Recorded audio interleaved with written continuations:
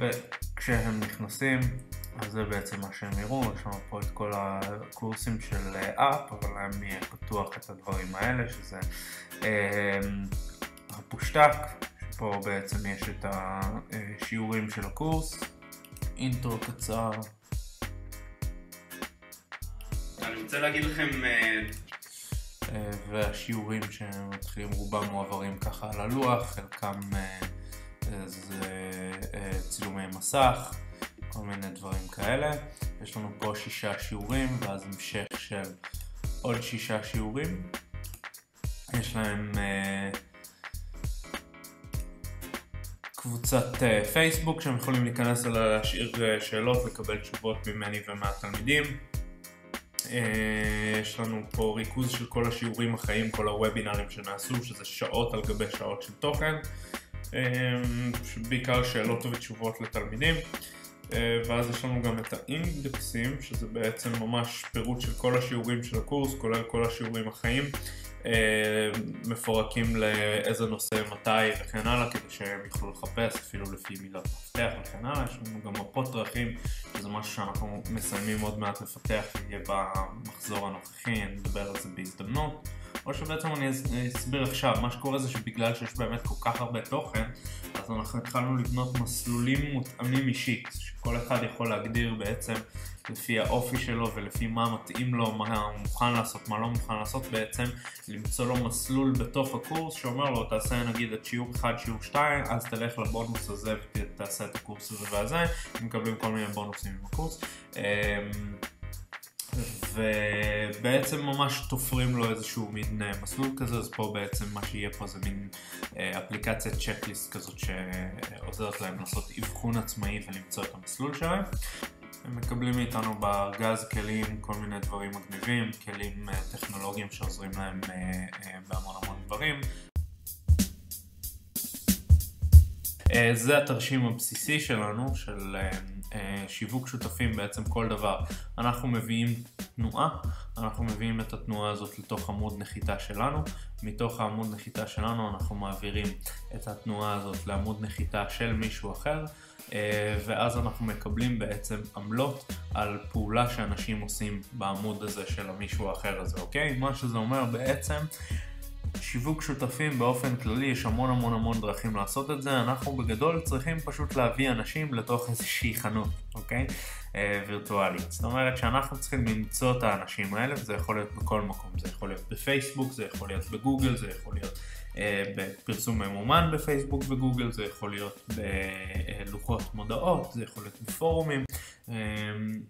כל מקום וכל דרך יצירתית שבה אנחנו מוצאים דרך להביא אנשים לתוך החנות, לצורך העניין הווירטואלית של הבן אדם שמוכן לשלם לנו עמלות,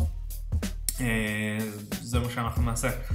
ואנחנו עושים את זה בדרך כלל עם עמוד נחיתה שחוצץ בין החנות הווירטואלית לצורך העניין לבינינו.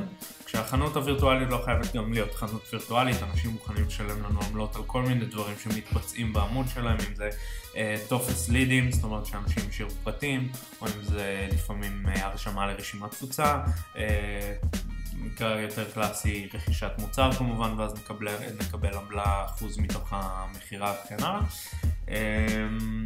וזה בגדול, זה התיאור הכי בסיסי והכי פשוט והכי כולל ומקיף של שיווק שותפים. בתוך התרשים הקטנצ'יק הזה כמובן מסתתרים המון עולמות שלמים, כשאנחנו יכולים להתרכז ברמת הטראפיק. אז מאיפה מביאים טראפיק? יש המון עשרות אם לא מאות אם לא אלפי דרכים להביא טראפיק, וכמובן לכל דרך כזאת 1000 דרכים להתמקצע ולהיות מאוד טוב בזה, ולהיות מסוגל להביא טראפיק בהשקעה מינימלית של זמן וכסף וכן הלאה, כדי שנוכל להיות רווחיים בעצם על העמלה הקטנה שאנחנו מקבלים.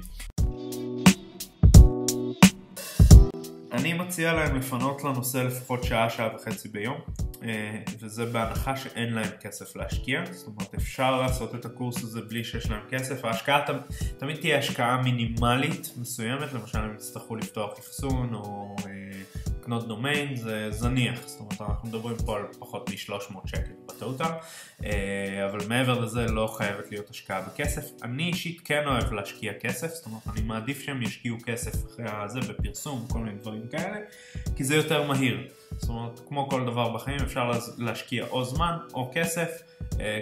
להשקיע כסף זה יותר מהיר, אפשר להתחיל עם מעט מאוד כסף. אני אישית התחלתי עם השקעה של $5 ביום למשך חצי שנה עד שהתחלתי לראות רווחים.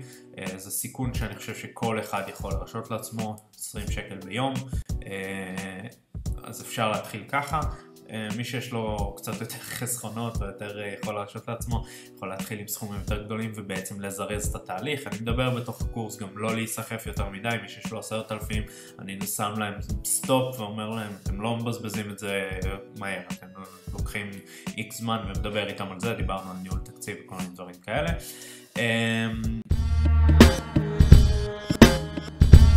לא חבל לדעת אנגלית בכלל. ככל שיש להם אנגלית יותר טובה או שפות אחרות, יש להם פתוחות בפניהם יותר אופציות. אבל מי שלא רוצה להתעסק עם אנגלית בכלל, יש רשתות שותפים בארץ, יש את ההשקות שאנחנו עושים וכל מיני דברים כאלה, אפשר לעשות את זה בלי לדעת מילה באנגלית, כל עוד אתה מסוגל לתפעל מחשב, כן? לתפעל ג'ימייל ופייסבוק ודברים כאלה.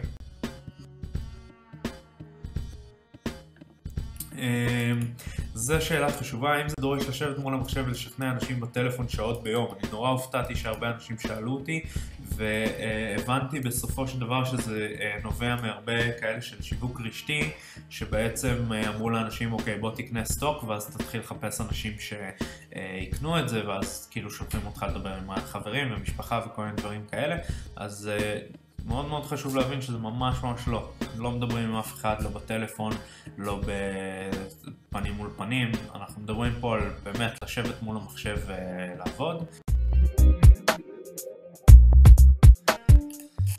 אני נכנס עכשיו בעצם לרשת שותפים, מראה לכם בעצם מה הסיפור פה. זאת רשת שנקראת Affiliates. אני נכנס פה ל-Offers, ובעצם פה מקבל רשימה ענקית של מוצרים שאני יכול לקדם. ליד כל מוצר יהיה כתוב לי כמה אני מקבל עמלה. בדרך כלל נגיד זה יהיה, אם אני רואה שזאת עמלה קטנה, זה בדרך כלל לא יהיה על מחירה אלא על הרשמה. אנחנו יכולים לראות שזה במקרה זה אתר דייטינג, אז